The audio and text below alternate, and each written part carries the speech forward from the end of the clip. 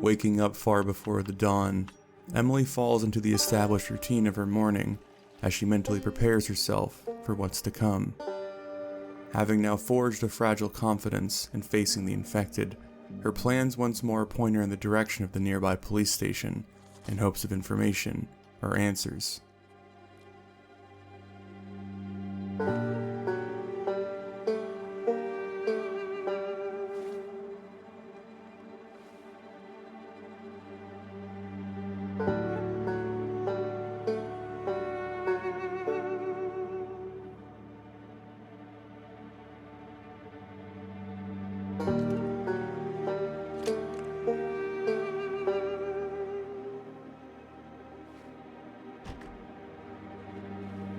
Unable to shake the nagging fear that had rose within her last night, Emily peers into the foggy morning as she scans for signs of life and potential threats.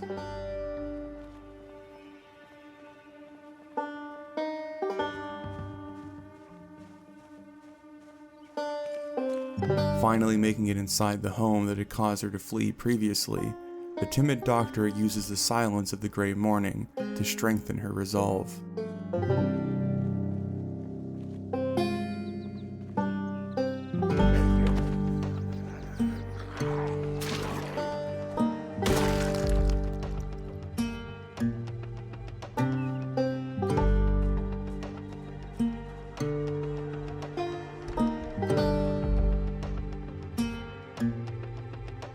Discovering an unloaded shotgun in a wardrobe that appeared to belong to an officer, Emily takes a final steadying breath and turns down the final stretch to the station.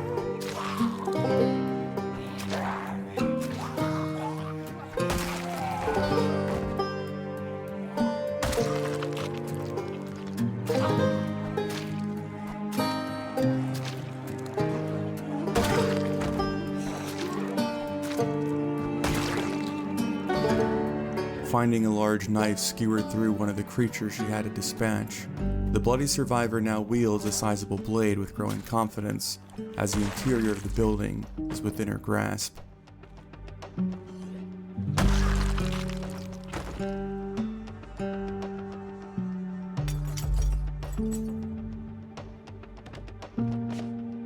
Searching through the abandoned space and checking the various drawers, the desperate doctor stumbles across a hastily written note that gives her little relief. Apparently, the officers of this station had relocated to downtown, but considering the many roadblocks Emily had seen to her south, and the fact that the note appeared to have not been moved, made her doubt that the majority of them made the trip. Frustrated that her efforts hadn't produced better results, the tested survivor at least looks forward to reaching the neighboring grocery store before a familiar and chilling sound cuts through the thick fog.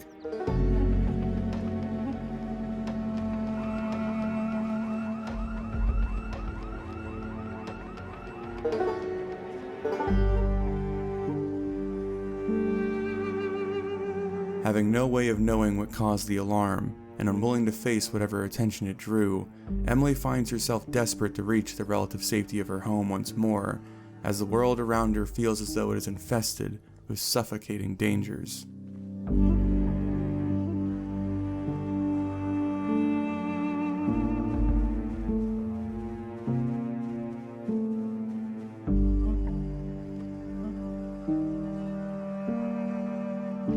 Finally calming her nerves as the familiar but constrictive walls of her home surround her, the forward-thinking survivor begins to mull over a plan that had been inspired by her most recent acquisition. The blade she had pulled from the infected proved to be an effective weapon, but its short range required her to move far too close for her liking, which caused her to scheme towards a simple solution. The stuff of nightmare.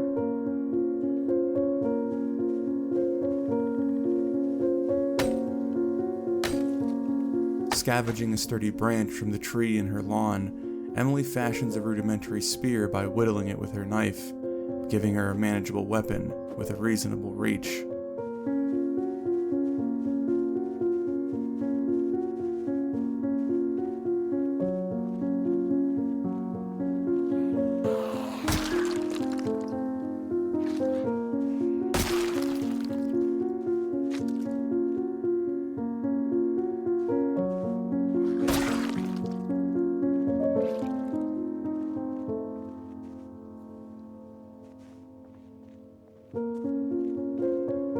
July 22nd. My days are beginning to only be marked by the small accomplishments I'm able to make. Today is the day that I made it into the nearby police station, though that triumph was short-lived and relatively pointless. No radios, no clarity, just a scribbled note on the back of some paperwork. Apparently, the local officers went downtown to reinforce there. And with the state of their desks, I can only assume they were as prepared as myself for all hell to break loose. Though I wanted to secure the supplies at the grocery store next door, I fled home instead, as I heard another house alarm going off in the fog. I don't know if it was caused by an infected or another desperate soul, but at this point I'm not ready to find out. Despite my desire to see another living face, my mind can only fixate on the man I discovered yesterday and his wounds. I don't know if I have it in me to defend myself if another living person comes after me. Instead of cowering in my home for the rest of the afternoon, I acted on a plan that I had been developing over the past several days. Sharpening rudimentary spears to fight against the infected. It doesn't give me the distance that a gun would, but it's certainly safer than wielding short blades against these tireless creatures. The only downside is their sturdiness. Sharpened sticks can only last so long against flesh and bone. Anyway, I am probably in the best position I've been in since this whole ordeal began. I'm able to put full pressure on my leg, my cabinets and fridge are stocked with food, and my immediate area is mostly clear. Tomorrow, my focus will be on fully securing my immediate area. Maybe then I can sleep past dawn each morning. Emily.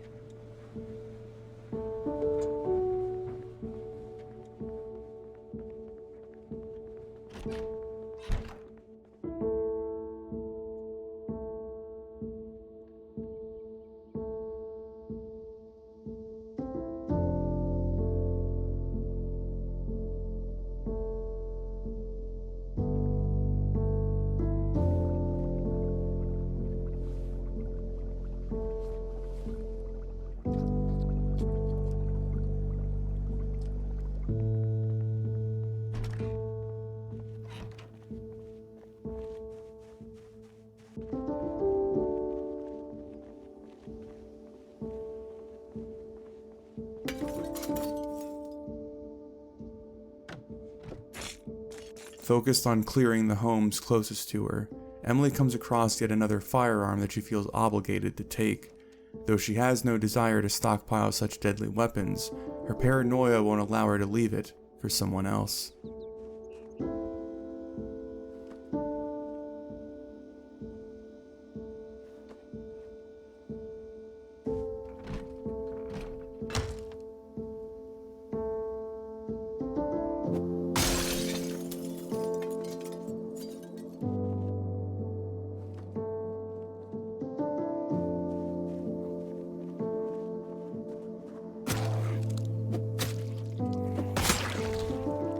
Forcing her way into yet another home, the diligent doctor clears each room until she stumbles across a discarded journal. This is a bunch of bullshit. Mom and Jim are losing their minds over all this shit in the TV. I'm tired of being cooped up in this goddamn house. But now we're going to my aunt's in the middle of nowhere. I should go slash Jim's tires, then go crash the night at Ian's. I bet his parents aren't being cowards. July 23rd. Today I was confronted with the reality of my actions, I suppose. Reminded of what precisely I was doing and the surrealness of my life. Only a couple of weeks ago, I would have considered invading someone else's home to be unthinkable. But now I crawl through windows and I jimmy locks without a second thought. I know that rationally, I am justified in my actions, that it is essential for my survival that I do this. But the reminder of the lives lost came in the form of a forgotten journal. I cannot pull my thoughts away from the questions that surround them. Did they make it out of the city? Are they still alive? Are they ever going to return to their home? And if they are alive, are they safe or terrified? I'm terrified.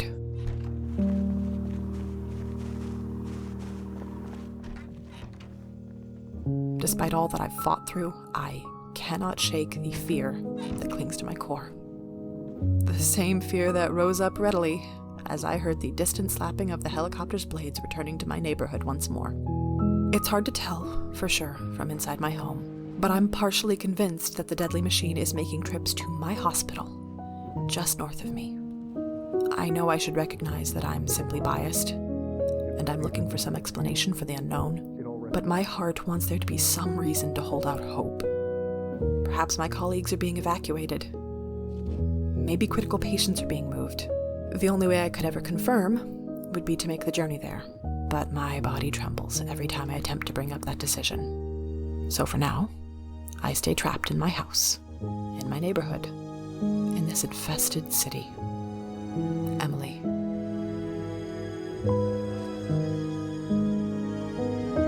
Rising to a dreary morning, Emily once more fills her stomach with a random assortment of perishables before striking out into the rain in search of more food and supplies.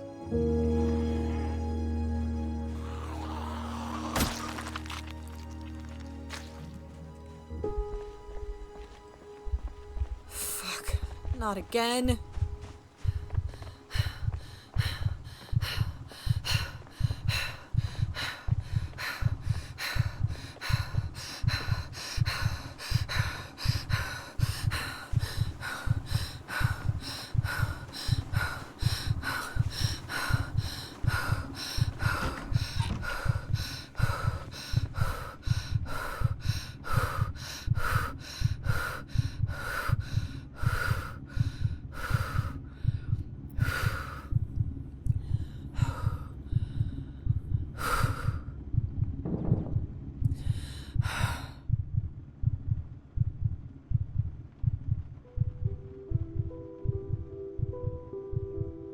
Feeling a mixture of frustration, panic, and worry swirling inside of her as the familiar sound of her nemesis hovers above, Emily works diligently to calm her nerves and wait out its looming threat. Prepared to resign the rest of her day to hiding inside, the agitated survivor strips off her layers and paces within her walls before the true annoyance of the helicopter's arrival leaks into her safety. Hearing soft footsteps on the grass just outside her front door, Emily creeps to her new weapon and carefully slithers out into the steady rain.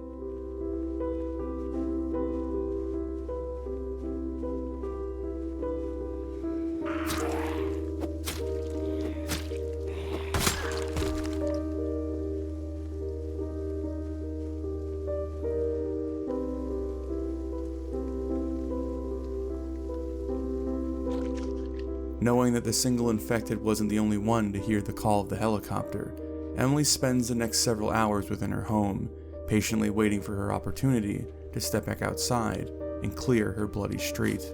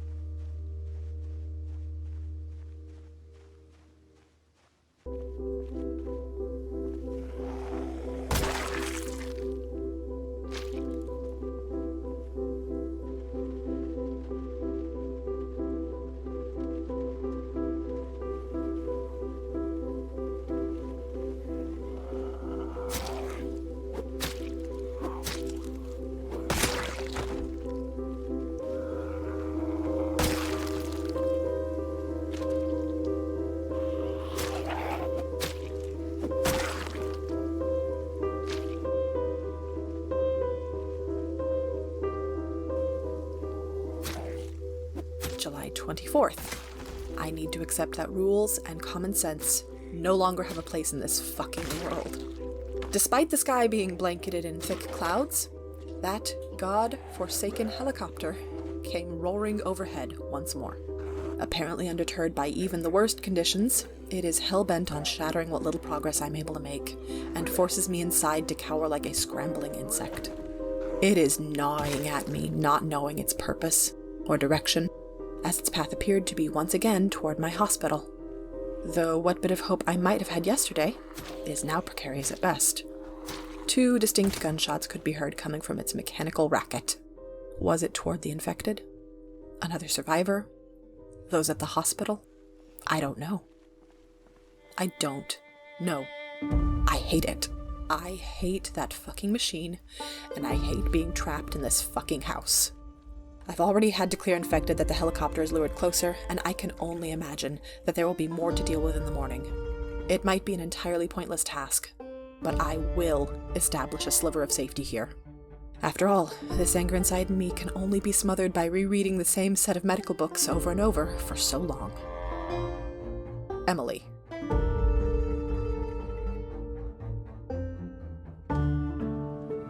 Waking up with a smoldering fire in her core, the determined survivor first focuses on replacing her broken spear, so the rest of the day could be dedicated to eradicating the wandering dead.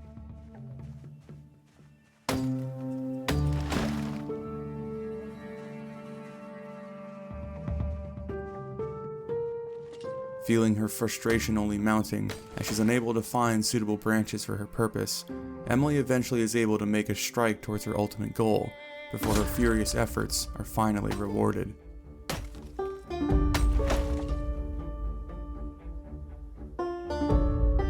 Hoping the dense fog will obscure her if the helicopter decided once more to infest the skies, the focused fighter grips her fresh spear and gets to work.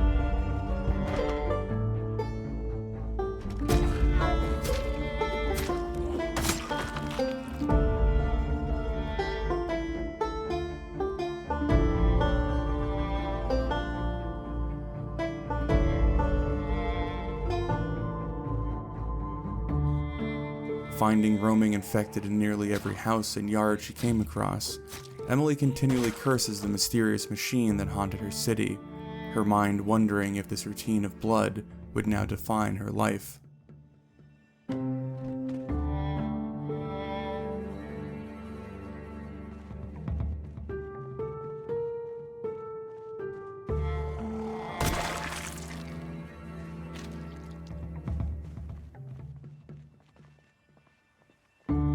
Feeling as though she has taken back a sliver of control after her violent morning, Emily returns to her home laden with more food and supplies, but the victory seems hollow as she questions the purpose of it all.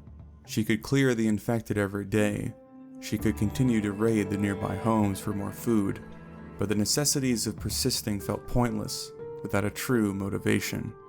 The question only served to reignite Emily's frustration, her intense fear battling with her restlessness, until she finds herself back upon the street, distracting herself from her turmoil with more bloodshed.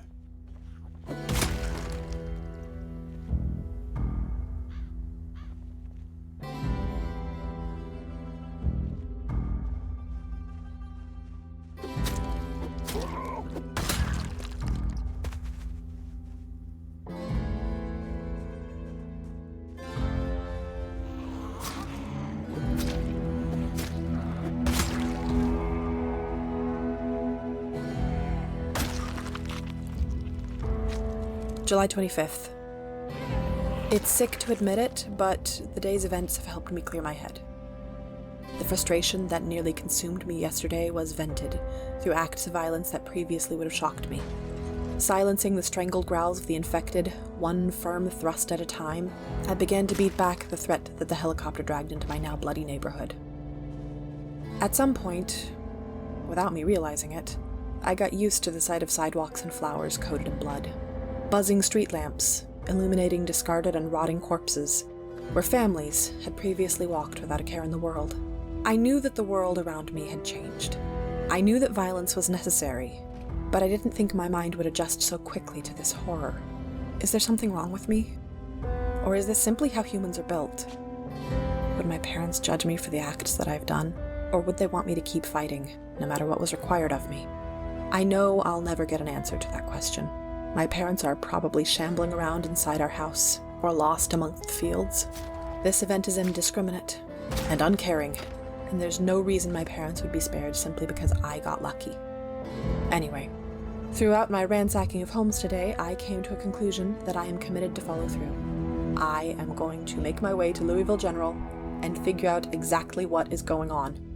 Whether that ends in relief or despair, I need to know before the quickly mounting questions bury me completely. The journey is going to be hard and bloody. It could very realistically cost me my life, but as I realize that my life has been reduced to being trapped within my own home, I question how valuable it is to put more days down on the calendar just for the sake of it. With the ever-looming threat of the helicopter returning, I have decided to make the journey on foot. It'll take longer, and I'll be able to carry less with me, but it will allow me to be harder to spot and more agile if I have to hide. This means that I might not ever return back to my home, depending on what I find at the hospital, so I've taken the afternoon to copy my notes and findings to leave here. It will take everything I have to force me out that door tomorrow, but this has to be done. Emily.